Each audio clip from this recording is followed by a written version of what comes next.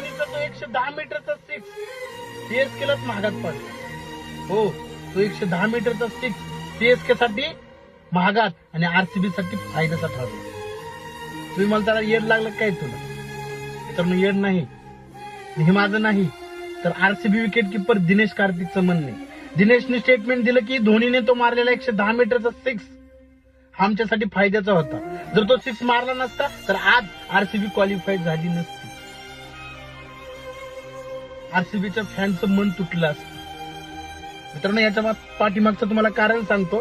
तुम्ही सुद्धा पाहिलं असेल की ज्यावेळेस मॅच चालू होती त्यावेळेस ग्राउंड एवढं ओल्लं चालू होतं तर अक्षरशः बॉलरच्या हातातनं बॉल सटकत होता.